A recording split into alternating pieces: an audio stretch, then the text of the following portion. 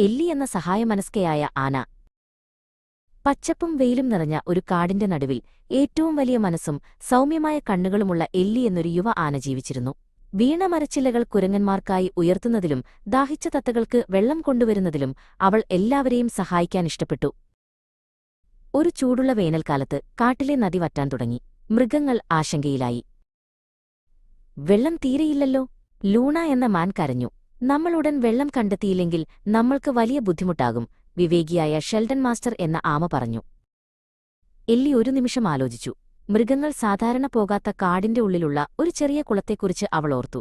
ഞാൻ എല്ലാവർക്കും വെള്ളം കൊണ്ടുവരാം, അവൾ സന്തോഷത്തോടെ പറഞ്ഞു. യാത്ര വളരെ ദൈർഘ്യമുള്ളതും ക്ഷീണിപ്പിക്കുന്നതുമായിരുന്നു. സൂര്യൻ ചുട്ടുപൊള്ളി എല്ലിയുടെ കാലുകൾ ഉണങ്ങിയ മണ്ണിൽ താഴ്ന്നുപോയി. പക്ഷേ അവൾ പിന്മാറിയില്ല.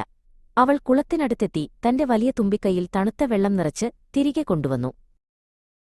അന്നവൾ പലതവണ യാത്ര ചെയ്തു. ദാഹിച്ച എല്ലാ മൃഗങ്ങൾക്കും വെള്ളം കൊണ്ടുവന്നു. താമസിയാതെ കാട് വീണ്ടും പുഞ്ചിരികളാൽ നിറഞ്ഞു. വിവേകിയായ ആമയായ ഷെൽഡൻ മാസ്റ്റർ പറഞ്ഞു, എല്ലി, നീ ഞങ്ങളെ വളരെ പ്രധാനപ്പെട്ട ഒരു കാര്യം പഠിപ്പിച്ചു. കഷ്ടപ്പാടുകളുണ്ടായിട്ടും മറ്റുള്ളവരെ സഹായിക്കുന്നത് ലോകത്തെ ഒരു മികച്ച സ്ഥലമാക്കുന്നു.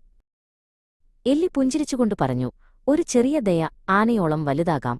സന്ദേശം: ആവശ്യമുള്ളവരെ സഹായിക്കുന്നത് അതെളുപ്പമല്ലെങ്കിൽ പോലും എല്ലാവർക്കും, നിങ്ങൾക്കുൾപ്പെടെ, സന്തോഷം നൽകുന്നു.